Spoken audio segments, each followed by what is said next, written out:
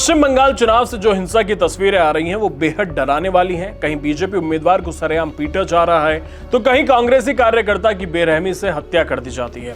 और हद तो तब हो गई जब टीएमसी कार्यकर्ता के घर के पीछे से 100 जिंदा बम बरामद हुए। कार्यकर्ताओं की तैयारी को देखकर लगता है कि वो बंगाल को पूरी तरह से आग में झोंकने को तैयार है। बंगाल में हिंसा की घटनाओं ने राहुल गांधी को भी बोलने पर मजबूर कर दिया। उन्होंने कांग्रेसी कार्यकर्ता की हत्या को लेकर ममता सरकार पर सवाल उठाए हैं। बंगाल में दूसरे चरण की वोटिंग से पहले आसनसोल में कांग्रेस कार्यकर्ता देवदीप चटर्जी की हत्या कर दी गई है।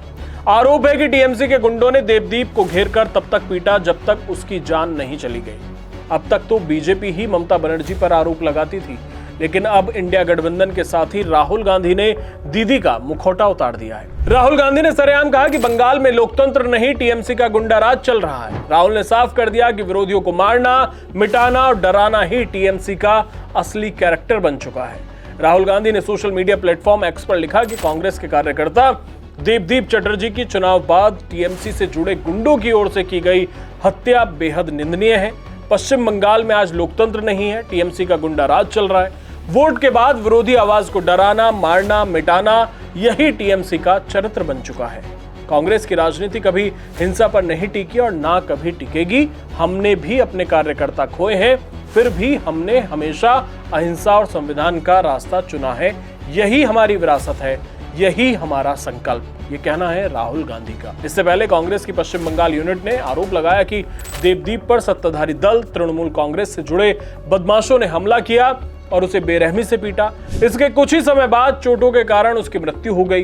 कांग्रेस पार्टी ने कहा कि यह घटना राज्य में कानून व्यवस्था की स्थिति को उजागर कर रही है, जो पूरी तरह से ध्वस्त है। ये पश्चिम बंगाल में विपक्षी कार्यकर्ताओं की सुरक्षा पर गंभीर सवाल खड़े करती है। कहानी सिर्फ हत्या तक सीमित नहीं है। दूसरे चरण की वोटिंग से पहले दक्षिण 24 परगना के भानगढ़ में जो मिला वो किसी आतंकी कैंप से कम नहीं है। चेले ग्वालिया इलाके में एक टीएमसी कार्यकर्ता के घर के पीछे 100 नए और जिंदा बम बरामद हुए हैं।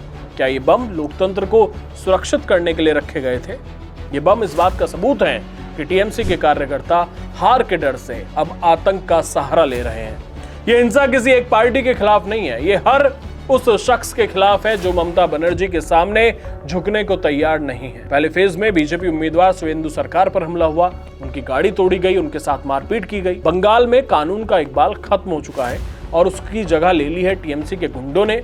और बंगाल की स्थिति पूरे देश के लिए खतरे की घंटी है। आज अगर कांग्रेस और बीजेपी दोनों एक ही सुर में ममता सरकार के गुंडाराज की बात कर रही हैं तो समझिए मामला कितना गंभीर है। धन्यवाद।